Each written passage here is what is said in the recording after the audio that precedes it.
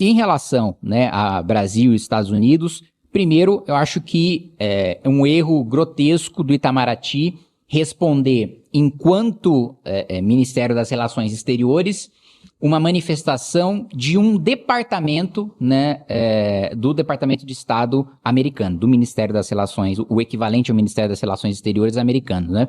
Porque foi uma divisão, né, do Ministério americano que fez uma manifestação em relação a decisões judiciais aqui no Brasil, proferidas principalmente pelo ministro Alexandre de Moraes. E aí vai o Itamaraty e responde enquanto instituição, né? Então é como se a gente estivesse jogando um tiro de canhão numa barata, né? Um departamento do Ministério Estrangeiro faz uma nota, uma manifestação, e aí o Ministério inteiro responde como se a opinião daquele departamento americano representasse todo o governo americano, o que não é verdade. O que isso gera? Isso gera uma animosidade, né, que faz com que os Estados Unidos elevem, isso assim, vamos lá, também não vamos ser ingênuos, né? Trump também elevou as tarifas, o imposto de importação em relação ao aço brasileiro na sua outra gestão, no seu outro mandato, né? Então, não duvidaria nada que, independentemente do que acontecesse, independentemente das nossas relações, o Trump fizesse isso de novo.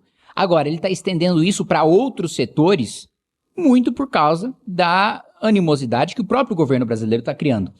E a gente tem que pensar na nossa posição, né? Infelizmente, nós não temos a economia e nós não temos a relevância dos Estados Unidos. Então, nós não temos a mesma condição de negociar ou a mesma condição de retalhar que os Estados Unidos têm, né? Então, a gente vai impor imposto de importação em cima daquilo que a gente precisa importar dos Estados Unidos porque a gente não é autossuficiente. A gente vai encarecer aquilo que a gente compra, né, principalmente a nossa indústria, o nosso agronegócio que a gente compra dos Estados Unidos, e ao mesmo tempo os nossos exportadores ficam prejudicados porque também vai ter o aumento no petróleo bruto e em outros produtos que a gente exporta para os Estados Unidos. Você vai ter essas tarifas impostas, tarifas que não tinham sido impostas no primeiro mandato do Trump, que eu acho que tem que ser a nossa referência para entender quais são as tarifas que ele iria nos impor, independentemente de quem está no governo ou que o governo brasileiro faça, e quais são as tarifas que ele está impondo por causa do estremecimento da relação diplomática, né?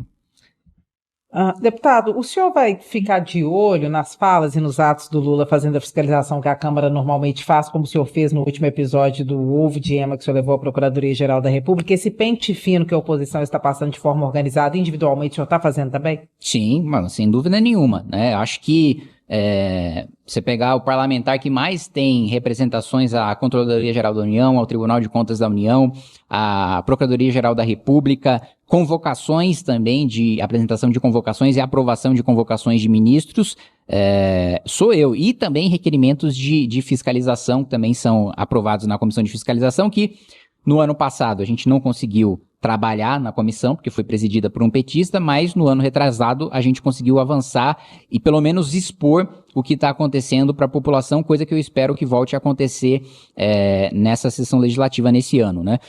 Agora, é o que eu coloquei, inclusive no vídeo que eu falo sobre a questão do ovo da Ema lá, que qualquer coisa, qualquer ilegalidade que o presidente da República cometer, eu vou estar lá para fiscalizar, para apresentar uma representação, enfim, não interessa o que seja, se tem um ditado famoso aí que é dura lex sed lex, né? A lei é dura, mas é a lei. Então, independentemente do que ele faça, esteja violando a legislação, ele vai ser responsabilizado por isso. Na empreitada do PL, do Eduardo Bolsonaro, para pegar a Comissão de Relações Exteriores, o senhor acha que isso poderia ser uma boa ou não?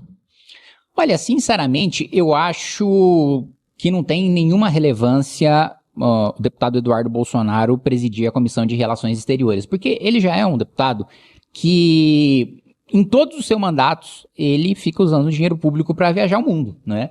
E sem grandes resultados para o Brasil.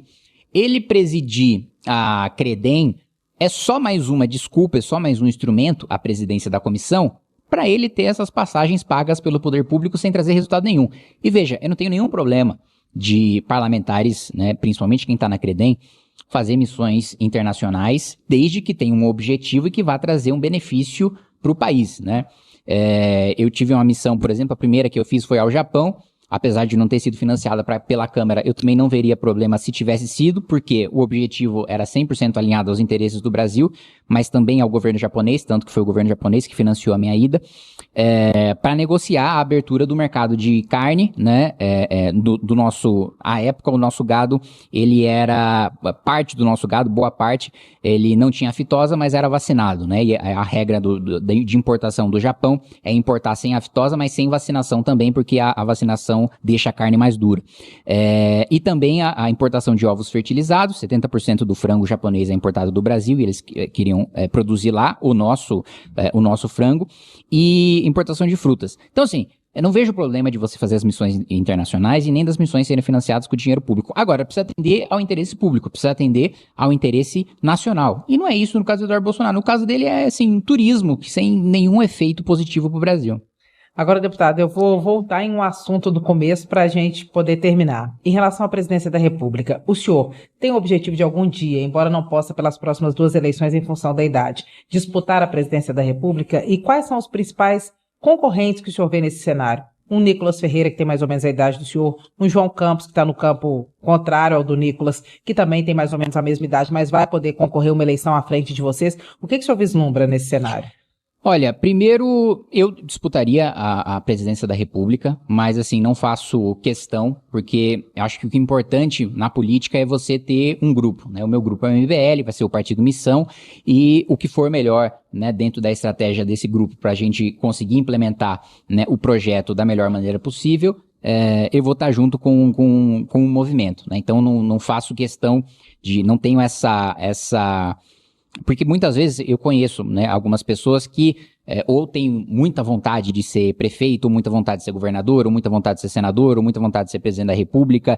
Eu não tenho tanto esse apego, né, por um cargo específico. Eu só acho que eu estou numa etapa da minha vida que, não à toa, eu quis disputar a prefeitura de São Paulo no ano passado, em que eu quero ter a experiência do executivo, porque até observando agora o trabalho do meu ex-chefe de gabinete, que hoje é subprefeito da Vila Mariana, você vê que assim, o número de problemas que chegam para você no dia a dia no executivo é muito maior, mas a quantidade de soluções e de respostas e de resultado rápido que você consegue ver no executivo também é muito melhor. Então, eu acho que essa satisfação de você ter a resolução de problemas de uma maneira muito mais rápida do que no legislativo é uma coisa que me atrai pro executivo de maneira geral. Mas, respondendo objetivamente sua pergunta, poderia disputar a presidência da República, mas dentro do meu grupo também não faço questão. Se for alguém do meu grupo disputando, eu vou estar lá para ajudar.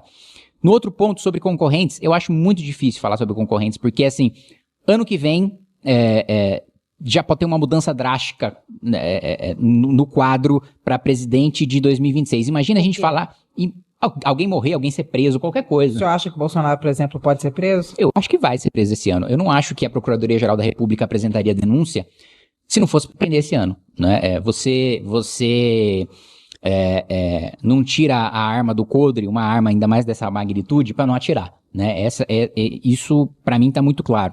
Mas, voltando para sua pergunta, se já é difícil você traçar um cenário para 26, por exemplo, eu apostaria, e a maior parte das pessoas com quem eu converso tem uma opinião diferente da minha, que o Lula não é candidato.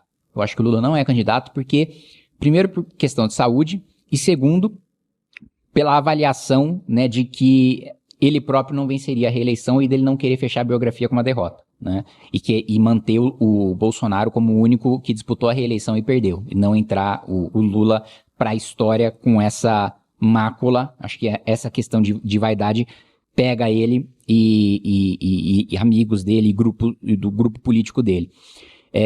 E no campo da direita, a gente sequer sabe qual vai ser quais serão as candidaturas consolidadas. Então, se para 26 já tem essa dificuldade, para 34 a gente não tem a mínima noção, imagina para 38. Então, assim, para 30 a gente tem a mínima noção, imagina para 34. Então, eu acho muito difícil falar sobre eventuais concorrentes, sendo que eu não sei nem se eu, né? Não sei nem onde é que eu vou estar, não sei nem se eu vou estar vivo amanhã. Deputado, muito obrigada pela entrevista e pela gentileza de ter vindo ao estúdio da Itatiaia aqui em Brasília falar com a gente. Imagina, obrigado. Eu que agradeço. O deputado federal Kim Kataguiri, hoje no União Brasil.